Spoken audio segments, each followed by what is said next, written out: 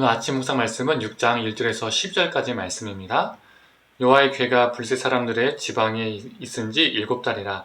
블레셋 사람들의 제사장들과 복수자들을 불러서 이르되 우리가 여호와의 궤를 어떻게 할까?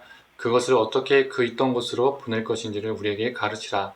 그들이 이르되 이스라엘 신의 궤를 보내려거든 거저 보내지 말고 그에게 속건제를 드려야 할지니라. 그리하면 병도 낫고 그의 손을 너희에게서 옮기지 아니하는 이유도 알리라 하니, 그들이 이르되 무엇으로 그들에게 드릴 속건제를 삼을까 하니, 이르되 블레셋 사람의 방백의 수요대로 그 금독종 5과 금쥐 5마리라야 하니, 너희와 너희 통치자에게 내린 재앙이 같음이니라.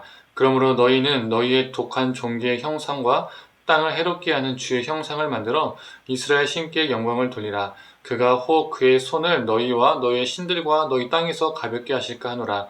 애굽인과 바로가 그들의 마음을 완악하게 한 것 같이 어찌하여 너희가 너희의 마음을 완악하게 하겠느냐. 그가 그들 중에서 재앙을 내린 후에 그들의 백성을 가게 함으로 백성이 떠나지 아니하였느냐. 그러므로 새 수레를 하나 만들고 멍에를 메어보지 아니한 젖나는 소 2마리를 끌어다가 소의 수레를 메우고 그 송아지들은 떼어 집으로 돌려보내고 여호와의 궤를 가져다가 수레에 싣고 속건제를 드릴 금으로 만든 물건들은 상자에 담아 궤 곁에 두고 그것을 보내어 가게 하고, 보고 있다가 만일 궤가 그 본 지역길로 올라가서 베세메스로 가면 이 큰 재앙은 그가 우리에게 내린 것이요 그렇지 아니하면 우리를 친 것이 그의 손이 아니요 우연히 당한 것인 줄을 알리라 하니라.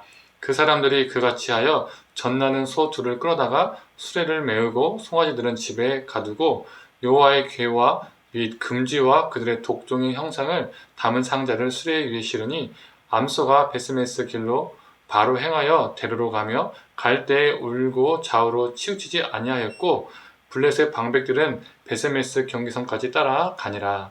아멘. 아침 묵상을 들으시는 모든 성도님들에게 하나님의 은혜가 있기를 간절히 소망합니다. 이 하나님의 재앙으로 끝내 블레셋은 2손 2발을 다 들게 됩니다. 어떻게든 하나님을 다곤의 졸개로, 다곤의 포로로 데리고 있고 싶었지만 고통이 너무 큰 나머지 언약궤를 블레셋 밖으로 내보내기로 결정을 하게 됩니다. 그런데 어떻게 내보낼까라고 고민하던 중에 그들은 속건제를 들여서 언약궤를 내보내기로 합니다. 이 속건제로는 금 독종과 그리고 금지 5을 만들어서 속건제를 드리기로 하죠. 그런데 여기서 참 신기한 것은요, 블레셋이 속건제를 완벽하긴 아니지만 어느 정도 알고 있었다는 겁니다. 속건제는요, 이스라엘의 5대 제사 중에 하나죠. 속건제는 하나님의 재산 또는 사람의 재산에 대하여서 배상하는 제사입니다. 즉 다른 존재의 소유권을 침해했을 때에 드리는 제사였던 것이죠. 블레셋은요, 하나님의 언약궤를 빼앗았습니다. 즉 하나님의 성물을 침해한 것이죠. 그래서 그들이 속건제를 드려서 언약궤를 블레셋 땅 밖으로 내보내야 되겠다라고 결정을 했던 겁니다. 이처럼 다른 존재의 물건을 건드렸을 때 속건제를 드려야 한다는 것을 그들이 어느 정도 숙지하고 있었다는 겁니다. 또 6절에 이런 말씀이 있습니다. 읽겠습니다. 애굽인과 바로가 그들의 마음을 완악하게 한 것 같이 어찌하여 너희가 너희의 마음을 완악하게 하겠느냐. 그가 그들 중에서 재앙을 내린 후에 그들의 백성을 가게 함으로 백성이 떠나지 아니하였느냐. 이 블레셋은요, 출애굽의 사건도 알고 있었습니다. 하나님이 애굽을 향해서 어떠한 역사를 행하셨는지 알고 있었다는 겁니다. 그래서 우리도 애굽처럼 되지 말자, 애굽처럼 그 큰 재앙을 받지 말자, 지금 한 번으로 족하다, 이것처럼 우리가 어리석지 말자라고 지금 말하고 있는 겁니다.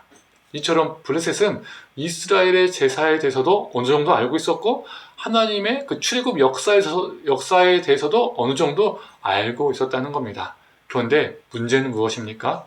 문제가 무엇이죠? 하나님에 관하여는 알고 있으나 하나님에 대한 믿음은 없었다는 겁니다. 또한 그들은 언약궤를 블레셋 밖으로 내보내려고 할 때 새수레와 젖나는 소 2마리를 가지고 옮기려 했었습니다. 왜 젖나는 소 2마리를 가지고 운반하려고 했었을까요?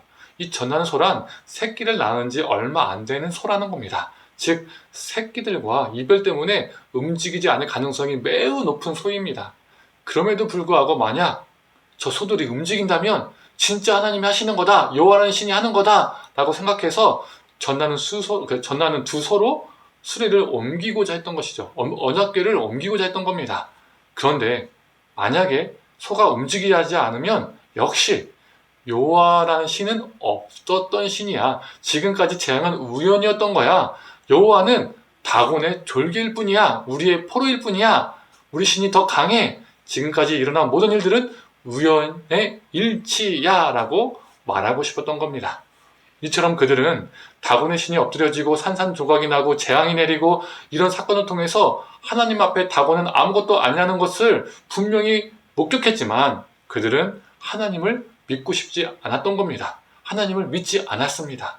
오늘 본문은 하나님을 지식적으로 아는 것보다 하나님을 삶으로 알아가는 것, 즉 하나님을 인격적으로 만나고 믿고 살아가는 것이 중요하다는 것을 말해주고 있습니다. 성경을 다독하고 수많은 설교를 듣고 이것도 중요하지만 이것보다 더 중요한 것은 무엇입니까? 하나님을 삶으로 경험하고 하나님의 말씀대로 살아가는 것, 이것이 더 중요하다는 겁니다. 혹시 우리 안에 블레셋과 같은 모습은 있는지 또는 없는지 우리 삶을 돌아보기를 원합니다. 하나님에 대하여 나름의 지식은 있지만 하나님을 믿지 않는 삶을 살고 있지는 않은지, 정말 기독교 안에 실천적 무신론자들이 많다고 하잖아요. 이런 질문을 정말 우리 스스로에게 겸허하게 던져봐야 됩니다. 나는 블레셋과 같은 것인가? 알고는 있으나 실천적 무신론자는 아닌가? 사랑하는 성도님들, 우리가 블레셋과 같이 어리석은 존재가 아니라 하나님을 지식과 삶으로 모든 방면에서 알아가고 경험하는 존재가 되기를 간절히 소망합니다. 하나님을 더욱 알아가면 알아갈수록 나의 인격과 삶이 변화되어지고 우리의 믿음이 더 굳건해지는 역사가 있기를 간절히 축원합니다. 함께 기도하겠습니다. 하나님, 블레셋은 속건제도 알고 있고 출애굽의 역사도 알고 있었지만, 그리고 정말 자신들의 눈앞에서 다곤 신이 무너지고 산산조각나고 하나님의 재앙을 보았지만 하나님을 믿지 않았습니다. 하나님을 자신의 삶으로 받아들이지 않았습니다. 하나님, 우리의 모습도 혹시 블레셋의 모습은 아닌지요? 하나님, 정말 실천적 무신론자가 우리의 모습은 아닌지 돌아보게 하여 주시옵소서.